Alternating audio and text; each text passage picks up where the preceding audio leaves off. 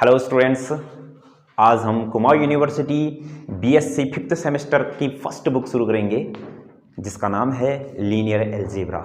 आज हमारा ये पहला लेक्चर होगा लीनियर अलजेब्रा का। तो लीनियर अलजेब्रा पढ़ने से पहले कुछ हमने टॉपिक समझने हैं जो हम बीएससी थर्ड सेमेस्टर से पढ़ते आ रहे हैं। सबसे पहले तो आप लोगों को पता होना चाहिए कि रिंग होता क्या है। आपको पता होना चाहिए रिंग क्या होता है, फील्ड क्या होता है।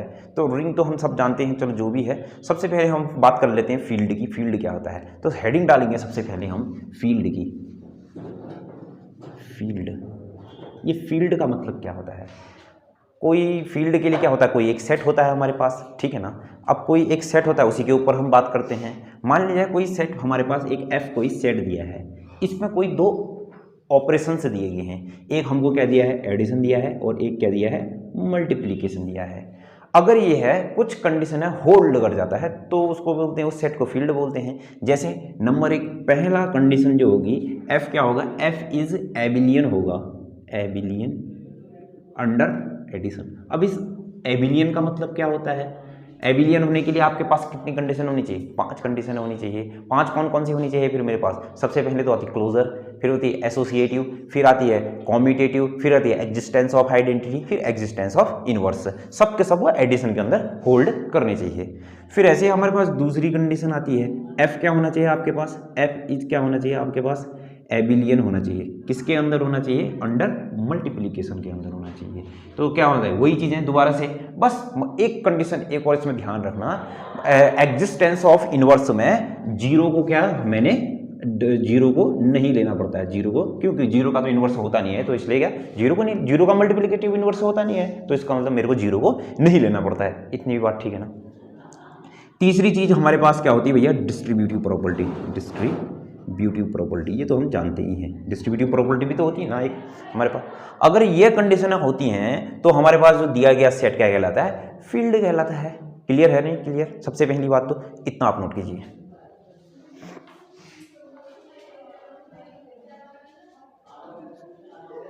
ठीक, सब फिर हम बीएससी थर्ड सेमेस्टर में थे, फिर हम उसके बाद बीएससी फोर्थ सेमेस्टर में आए, फिर हमने वेक्टर के बारे में पढ़ा था, वेक्टर स्पेस के बारे में पढ़ रखा था, फिर थोड़ा सा वेक्टर स्पेस के बारे में भी पढ़ते हैं, ठीक है ना।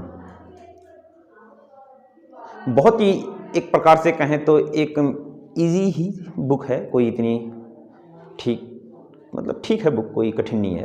अलजेब्रा है, अलजेब्रा तो वैसे भी एक ठीक बुकें होती हैं, क्यों भैया, हम सही बोल रहे ना।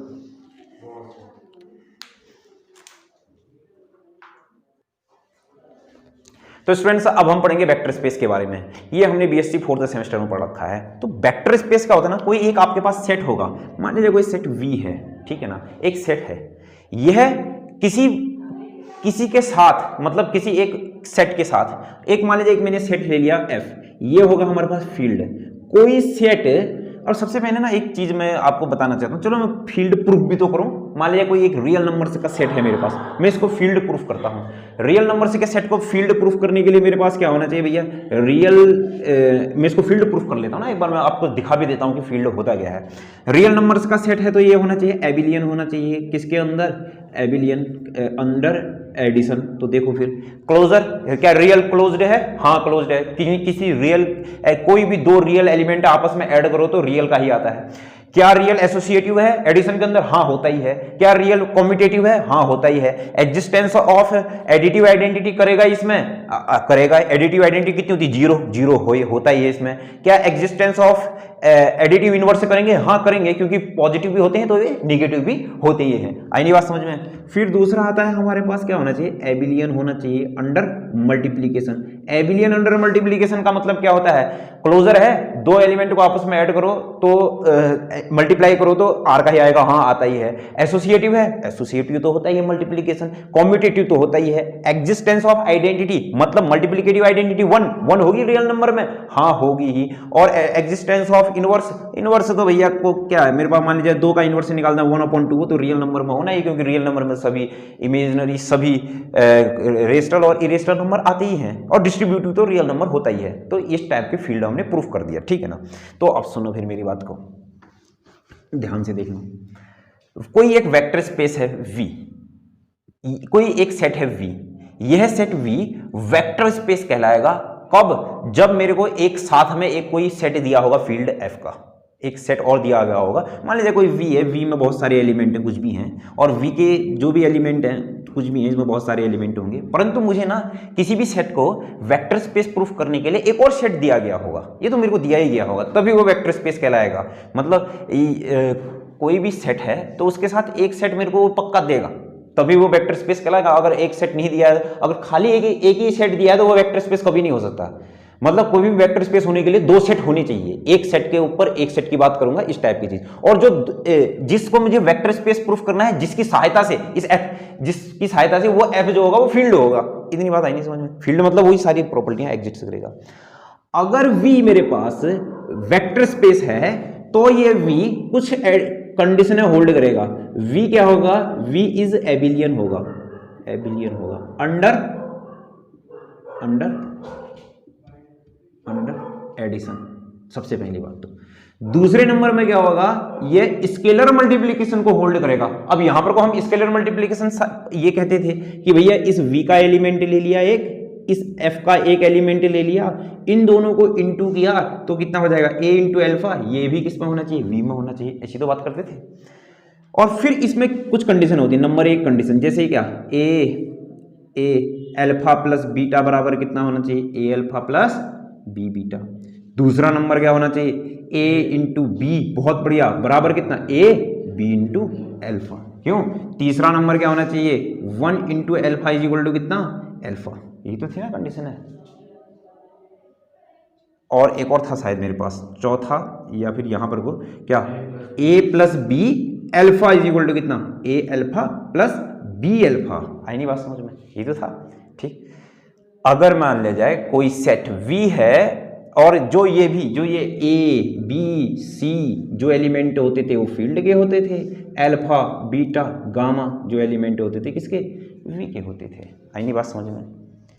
अगर कोई सेट v है, ये खाली कोई सेट सिंगल सेट दिया होगा तो वेक्टर स्पेस नहीं होगा, तो मुझे एक और सेट देगा वो, इसकी सहायता से इसको फील्ड प्रूफ करो कहेगा। और जिसकी सहायता से वो कहेगा कि फील्ड, जिसकी सहायता से कहेगा कि उसको वेक्टर स्पेस प्रूफ करो, वो सहायता वाला सेट क्या दिया होगा? फील्ड दिया गया होगा।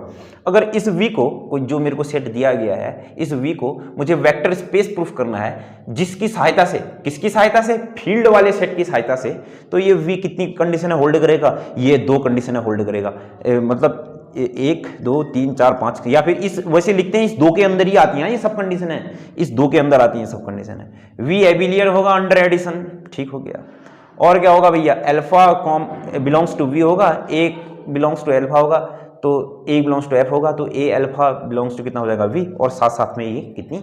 4 कंडीशन है, ठीक है ना। और अब देखो वी एबिलियन है अंडर एडिशन, तो इसका मतलब यहां पर को भैया अगर एडिशन होगा तो इसका मतलब क्या? एडिटिव आइडेंटिटी होगी। और मैंने आपको बताया था पिछले सेमेस्टर में, एडिटिव आइडेंटिटी जो होती है हम v की, उसको हम किससे लिखते हैं? गहरे जीरो से लिखते हैं, ठीक है ना। और फील्ड है तो इसमें भी जीरो होगा तो उसको हम क्या लिखते हैं? सिंपल जीरो से लिखते हैं। इतनी बात आई नहीं समझ में?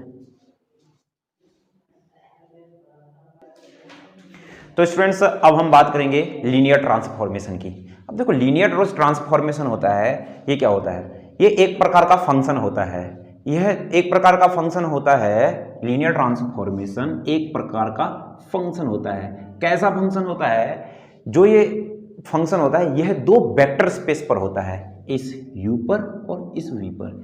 लीनियर ट्रांसफॉर्मेशन एक प्रकार का फंक्शन होता है दो वेक्टर स्पेस पर। कब? जब यह लीनियर ट्रांसफॉर्मेशन इस कंडीशन को सेटिस्फाइड कर जाए, T A alpha plus B beta is equal to A T alpha plus B T beta. और यहाँ पर से जो आपके पास अल्फा एंड बीटा होते हैं, यह एलिमेंट होते हैं इस यू के, अल्फा बीटा जो एलिमेंट होते हैं इस यू के एलिमेंट होते हैं।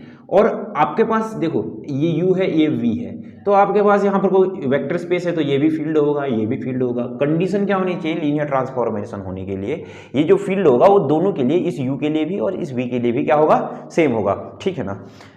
तो अगर मान लीजिए कोई दो वेक्टर स्पेस है u and v, be two vector space over the same field F, a linear transformation from u into v such that. अब देखो जो लीनियर ट्रांसफॉर्मेशन होता है वो क्या होता है हमारे पास? A T alpha plus B T beta is equal to A T alpha plus B T beta for और अल्फा किसी, देखो फॉर ऑल अल्फा बीटा का मतलब क्या होगा, कोई से भी दो एलिमेंट आपने यू में लिए ना, वो कोई से भी दो एलिमेंट यू में लिए हैं और कोई से भी दो एलिमेंट फील्ड के लिए हैं, तो वह कोई से भी दो एलिमेंट इस कंडीशन को सेटिस्फाइड करने चाहिए।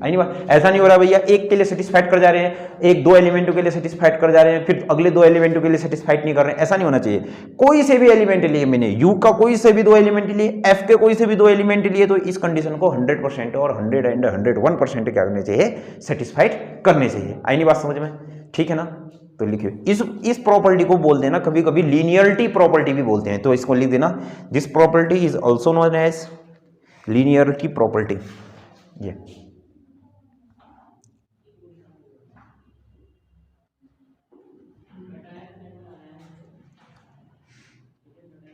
इसको लीनियरिटी प्रॉपर्टी भी कहा जाता है, ठीक।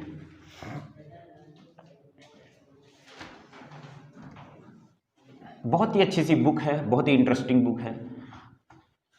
अब लिखिए फिर अगला, लीनियर ऑपरेटर। लीनियर ऑपरेटर, अब देखो लीनियर ऑपरेटर क्या होता है।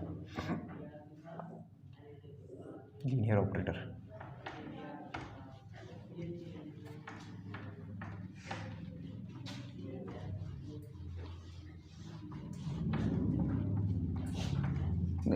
लीनियर ट्रांसफॉर्मेशन का ही एक रूप है, परंतु जब लीनियर ट्रांसफॉर्मेशन जो टी होगा, जो लीनियर ट्रांसफॉर्मेशन होगा वो किससे होगा, यू से यू पर होगा, ये यू से वी पर नहीं होगा, यू से यू पर होगा।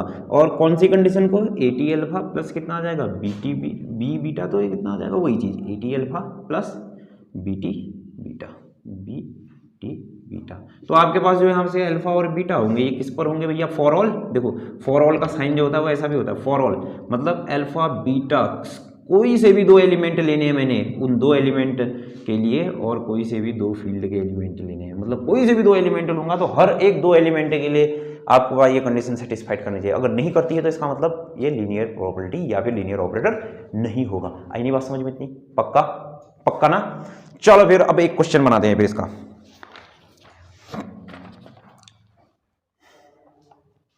मिटा दूं सब कुछ, हाँ लिखिए, नोट कीजिए भैया।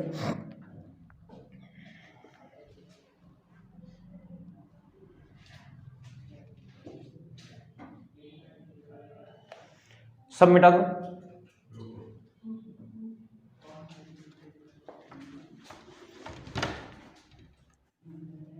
क्वेश्चन लिखना आप, बहुत ही अच्छा सा क्वेश्चन है आपके पास।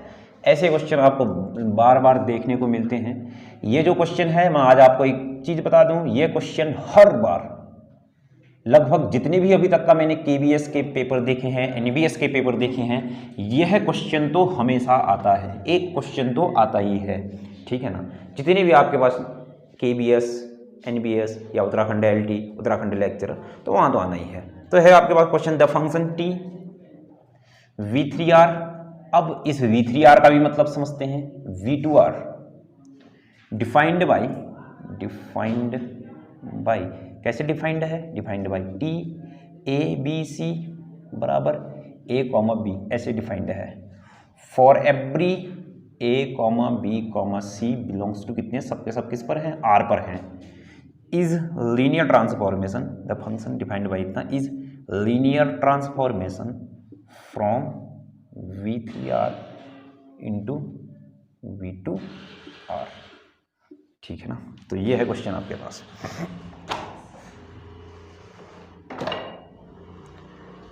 सुनो फिर, ये v3r का मतलब क्या होता है, थ्री ट्यूपल, मतलब क्या हो गया, इस टाइप की अल्फा बीटा गामा टाइप के एलिमेंट।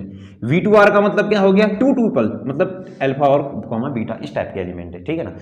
v3r के एलिमेंट को ऐसे लिखते हैं, v2r के एलिमेंट को ऐसे लिखते हैं। क्लियर है, ये मैंने मिटा दिया। चलो फिर भैया इसके सॉल्यूशन की बात करता हूं मैं। तो आप सुनिए फिर मेरे से क्या,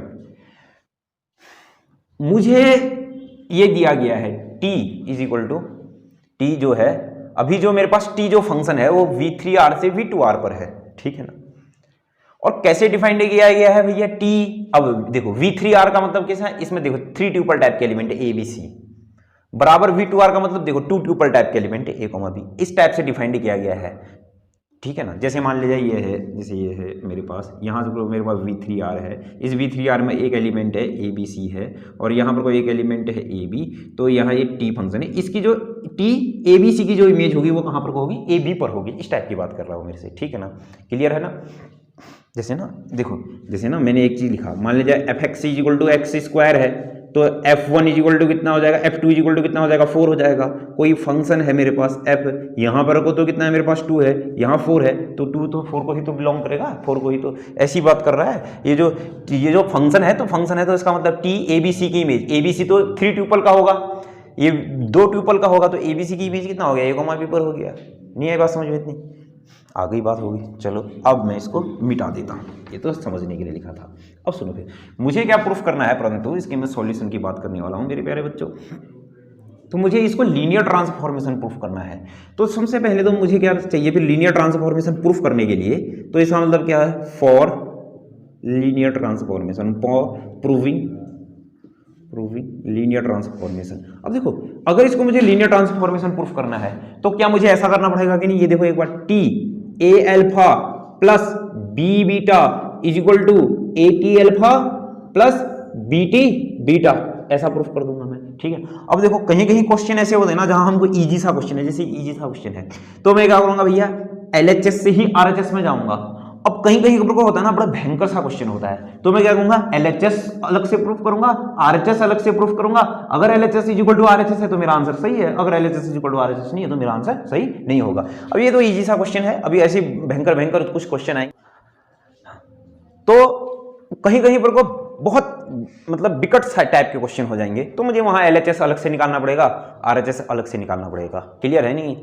चलो फिर यहां से शुरू करने जा रहा हूं, तो आप ध्यान से देखो मेरे पास, ये जो अल्फा है और ये जो बीटा है, मतलब मुझे चाहिए एक अल्फा चाहिए एक बीटा चाहिए। तो बताओ ये जो अल्फा है ये किस पर होगा, मेरे पास V3R पर होगा कि नहीं होगा। मैंने अभी अभी बात की थी, जो लीनियर ट्रांसफॉर्मेशन होता है वो U से B पर होता है। इस जो अगर ये T A alpha plus beta बराबर कितना, A T alpha plus BT beta को सॉल्व कर जाए तो इसका मतलब कितना आ जाए, मेरे पास क्या हो जाएगा, लीनियर ट्रांसफॉर्मेशन को होल्ड करता है, यही तो होता है ना। और जो ये अल्फा होता है ये यू का एलिमेंट, बीटा जो होता है ये भी यू का एलिमेंट होता है।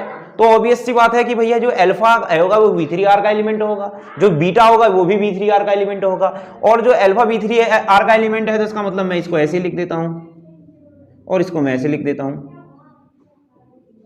गलत किया क्या मैंने, कुछ भी नहीं। इतनी बात भी तुमको समझ में आई होगी, आई कि नहीं आई, लिख दो फिर इतना।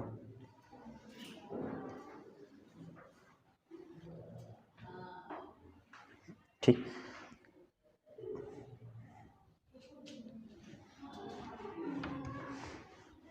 चलो अब मैं एलएचएस से शुरू करता हूं। फिर एलएचएस मेरे पास क्या है, T A alpha, what is alpha, A1 B1 और C1, टी ए, फिर plus B beta A2 B2 C2 बराबर कितना हो जाएगा फिर आपके पास, बराबर हो जाएगा फिर आपके पास T A1 A B1 A C1, फिर plus B A2 B B2, फिर कितना C C2।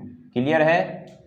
फिर आगे बढ़ते हैं, और हाँ एक चीज और लिख देना इसमें कहीं जगह है तो, function defined function given function, ये तो मैंने लिखा ही नहीं, गिवन फंक्शन जो हमको फंक्शन दिया था वो क्या दिया था, टी कहाँ से, V3R से, मेरे को जल्दीबाजी में याद ही नहीं रही, V3R से डिफाइंड बाई, कहीं लिख देना या फिर तो समझ लेना, डिफाइंड बाई कैसे डिफाइंड है, टी ए कॉमा बी कॉमा सी बराबर टी ए कॉमा बी, ठीक है ना। तो यहां पर से क्या हो जाएगा फिर आपके पास टी, ये आ जाएगा। आप देखो ध्यान से सुनो, दो, अब हमने एक इंटर में ऑर्डर्ड पेयर की बात की थी, ऐसा होता था ना, +2,4।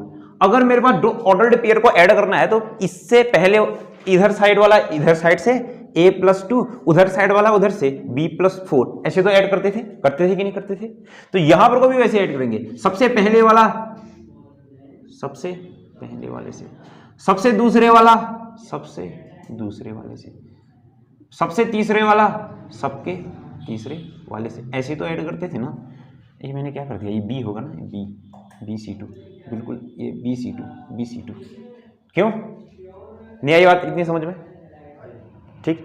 अब सुनो फिर, टी ए कॉमा बी कॉमा सी कैसे डिफाइंड किया गया है हमारे पास, ए कॉमा बी है, ये टी ए कॉमा बी नहीं था, ये ए कॉमा बी था, ये बस ऐसा था ना, ए कॉमा बी था, मैंने टी ए कॉमा बी तो लिखा है, देखो क्वेश्चन में ए कॉमा बी होगा, हाँ ए कॉमा बी है, तो यहां से ए कॉमा बी है तो इसका मतलब कितना आ जाएगा, A one plus B A two comma A B one plus B B two होगा, ठीक है ना, ये इतना भी हो गया, क्लियर क्लियर है ना। तो अब सुनो फिर, अब क्या होगा फिर मेरे पास, अब देखो देखना ध्यान से, क्या मैं इसको ऐसा लिख सकता हूं, A one comma A B one फिर plus B A two comma B B two, ऐसा लिख सकता हूं कि नहीं, क्यों, ये देखो ना, ये इसको इसके साथ ऐड कर दिया, इसको इसके साथ ऐड कर दिया, बीच में प्लस लगा दिया, क्यों, कभी भी x कॉमा वाई को a प्लस बी में ऐड करना, a कॉमा बी में ऐड करना, तो ये ऐसा आता है x प्लस ए कॉमा वाई प्लस बी, नहीं आता है क्या ऐसा, नहीं क्या जो लिख रहा हूं, x कॉमा ए प्लस वाई कॉमा बी, ऐसा ही तो आता है ना, ये तो हमने पढ़ रखा है, नहीं आई बात समझ में, एक बार और अच्छे से देखो, चलो आराम से देखो, कोई दिक्कत नहीं, हाँ कहां पर से भैया, यहां पर से, देखो यहां पर तक का ठीक है ना, कैसे ऐड करते हैं, पहले से पहले किया, दूसरे इससे किया, इससे इसको किया, कोई दिक्कत नहीं, ये इतना ऐड हो गया। अब देखो टी ए comma B comma c, t ए comma B comma c, question में लिखा तो था ए कॉमा बी, ऐसे तो डिफाइंड था, और यहां पर से क्या आ जाएगा, अब देखो क्या, देखो यहां पर को ऐड कैसे किया था मैंने, पहले वाले से पहले वाला, इससे मैंने ये लिखा था कि नहीं, अब मैं इससे ये लिख देता हूं, पहले वाला पहले वाले के साथ प्लस दूसरा वाला दूसरे वाले के साथ, इनको ऐड करो तो यही तो आएगा, अरे इनको ऐड करो ना, इसमें इसको ऐड करूंगा प्लस हो जाएगा, फिर कॉमा आएगा, इसमें इसको ऐड करूंगा, ये ऐसा आ जाएगा, क्लियर। अब ध्यान से सुनो फिर, अब सुनो फिर, यहां पर वो क्या है, ए कॉमन आया, क्यों, बच गया कितना, A one comma B one, फिर प्लस क्या कॉमन आया, बी, बच गया कितना, A two comma B two, clear है ना, एक बार देख लो, पूरा हो जाता है प्रूफ। फिर यहां पर से कितना आ जाएगा, ए आ जाएगा, ये A one comma B one, अब देखो ये ए कॉमा बी का मतलब कितना आ जाएगा, T A one comma B one comma c one, हो सकता है कि नहीं हो सकता है, फिर प्लस यहां क्या आ जाएगा, बी तो ठीक है, A two comma B two, A one B one, अब तो इसका मतलब कितना आ जाएगा, T A one B one और फिर कितना, नहीं ए टू है ना, A two B two C two, तो यहां पर से कितना आ जाएगा फिर ये क्या, टी ए one B one C one, ये क्या था फिर मेरे पास, टी ए one B one C one, कहीं मैंने मान रखा था, ये A one B one C one क्या था, अल्फा था, प्लस बी टी, ये A two B two C two मेरे पास क्या था, बीटा था, और शायद मेरे यही आरएचएस प्रूफ करना था, इसका मतलब जो मेरे को टी दिया गया है फंक्शन है अभी V3 से V2 तक का, ये मेरे पास एक लीनियर ट्रांसफॉर्मेशन है, नहीं आई बात समझ में इतनी भैया, बताओ कहां पर से, यहां पर से, अब देखो यहां पर से मैंने क्या किया, अब देखो ये सब हम ना एक बार चीज याद रखना, कभी भी x कॉमा वाई है प्लस a कॉमा बी है, या फिर x1 कॉमा y1 है, इनको ऐड ऐसे करते हैं, पहले वाले से पहला वाला x1 plus x1 comma y plus y1 add ऐसे करते हैं, ठीक है ना।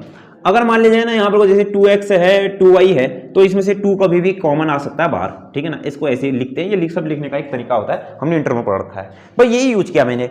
अब देखो ध्यान से, इसमें से a कॉमन आ गया, बच कितना गया, a1 कॉमा b1, इसमें से b कॉमन आ गया, बच गया कितना, a2 कॉमा b2। अब देखो ये देखो a1 comma b1, a comma b को मैंने कैसे लिखा है, t a b c, तो ये a1 कॉमा b1 को मैं क्या t a1 b1 c1 नहीं लिख सकता हूं क्या, ये ab को abc लिखा, a comma a2 comma a2 को मैं क्या t a2 b2 c2 नहीं लिख सकता हूं क्या, गिवन फंक्शन, ये जो आया t तो t है, a तो a है, t तो t है, ये जो है ये तो मेरे पास अल्फा है, फिर प्लस b तो b है, t तो t है, ये जो मेरे पास क्या है बीटा है, ये क्या हो गया आरएचएस हो गया। तो कुल मिलाकर के जो मेरे पास आया टी ए alpha plus B t b beta बराबर मेरे पास कितना आया, इतना आया कि नहीं आया, इतना आया। और यही तो मुझे प्रूफ करना था कि नहीं करना था। तो इसका मतलब क्या हो गया, जो गिवन फंक्शन होगा V3R से V2R तक का, ये मेरे पास क्या होगा, लीनियर ट्रांसफॉर्मेशन होगा। आई नहीं बात समझ में। तो स्टूडेंट्स मिलते हैं नेक्स्ट वीडियो में।